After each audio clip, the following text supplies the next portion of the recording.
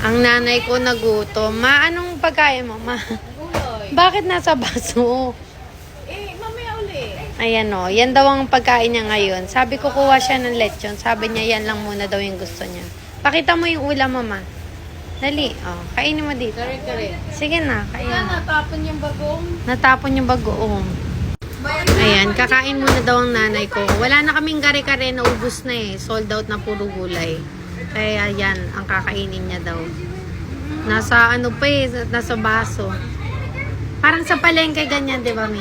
Kapag mga sopas. Minsan sa plastic lang. Sa plastic. Binubutasan niya lang.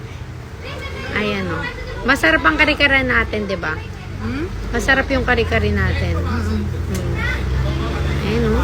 Uy, may bagoong ka pa, ma. Sisig, gusto mo? Try mo din konti. Kuha kita. Mamaya. Kuha kita konti. Sige na, tikman mo lang. Ayan, bantayan niya muna yung nanay ko kumain. Ayan, kuha kita sisig mo. Dito na lang.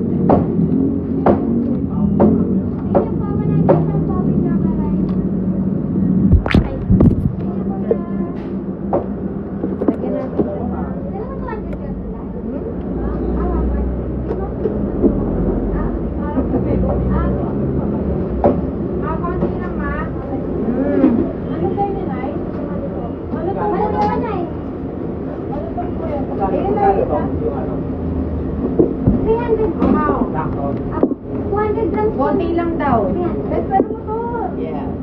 Konti lang. Shake mo na lang. Lagyan ng kalamansi.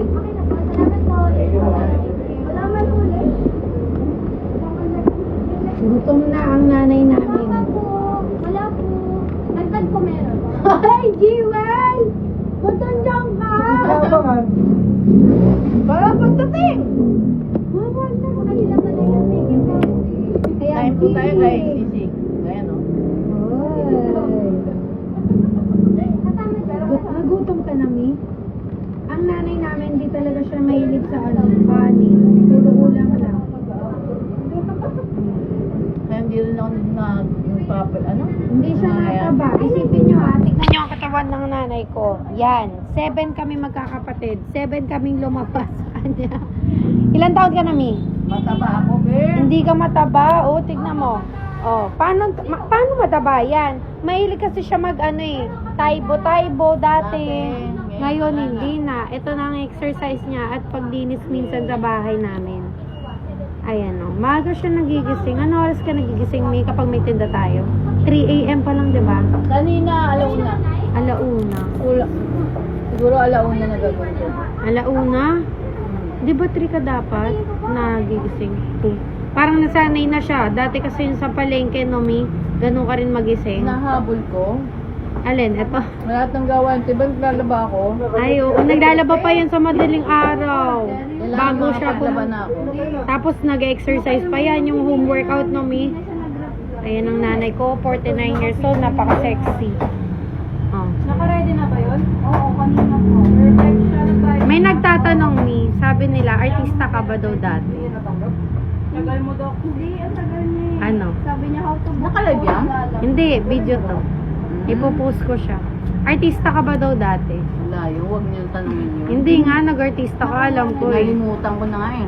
Saan ka nag-artista, Mi, dati? Huwag na? Sige na, sabihin mo na sa kanila kasi nakikita ka daw Saglit nila. lang yun. Saglit lang pero hindi nila makalimutan ng kagandahan mo. Eh.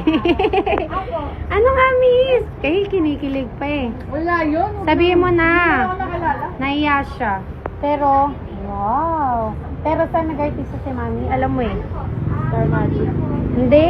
Star Magic? Hindi, bago yun. That's Entertainment. Ay, oo, that's Ayan, oh. entertainment. Saan, Ma? Sabi mo lang kanina, naiya siya, oh. Sa That's Entertainment siya kanina. Anong group mo, Mi?